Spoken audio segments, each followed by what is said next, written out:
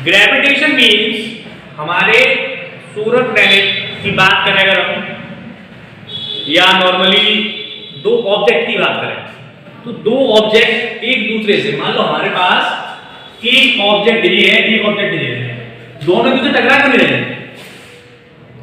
दोनों एक टकरा नहीं रहे तो उनके बीच में कोई फोर्स तो है भाई। नॉर्मली अगर हमारे सराउंडिंग मून अर्थ की चक्कर लगा रहा है, अर्थ सन के चक्कर लगा रही है, तो कोई ना कोई एक ऐसा फोर्स है जिसकी वजह से वो होल्ड है, तो ग्रेविटेशनल फोर्स है। कौन सा फोर्स है?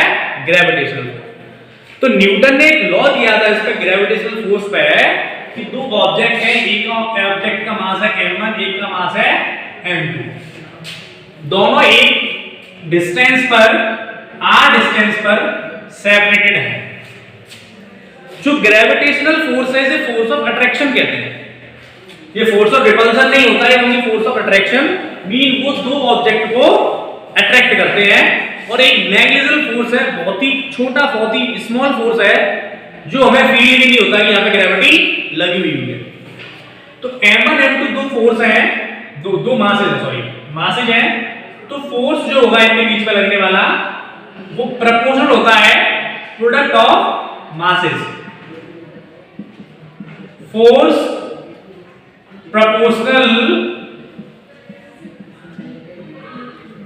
To product of masses.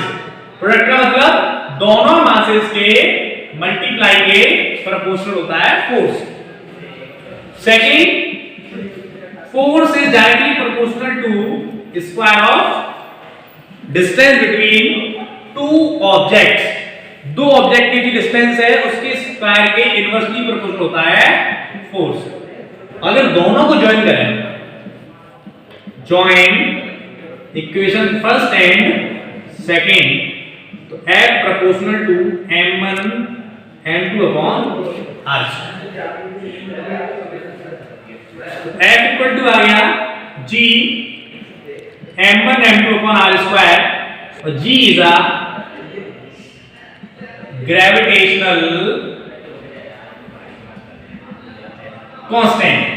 G हमारा क्या है? ग्रेविटेशनल कांस्टेंट है, जिसकी न्यूटन ने एक फिक्स वैल्यू दे दी थी कि ये कभी चेंज नहीं होता। ये सोलर सिस्टम में इसकी वैल्यू हमेशा फिक्स रहती है। ग्रेविटी और ग्रेविटेशन में बहुत बड़ा डिफरेंस है। अगले टॉपिक में बताऊंगा अगली वीडियो में कि what are difference between gravity and gravitation. तो यहां पर हमारा ग्रेविटेशन और ग्रेविटेशन कांस्टेंट है, F हमारा ग्रेविटेशनल फोर्स है, m1 m2 मासेस है, r हमारा डिस्टेंस बिटवीन देम। यहां से हम सिंपली बहुत बार क्वेश्चन पूछा गया, what is the unit of gravitational constant, what is the value of gravitational constant.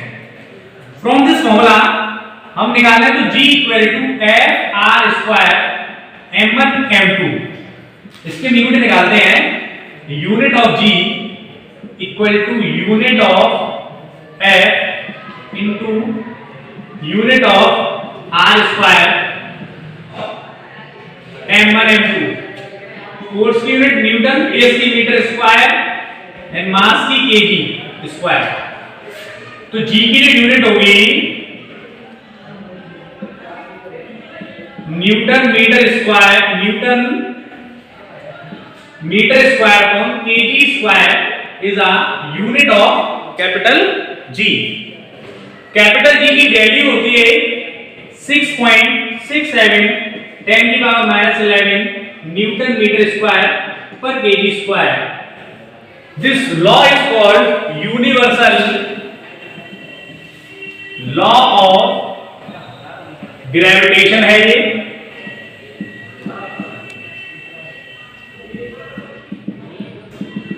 Universal law of gravitation. तो आपका यूनिवर्सल लॉ ऑफ ग्रेविटेशन आपको कंप्लीट हो चुका है, आपकी यूनिट G की और वैल्यू ऑफ G।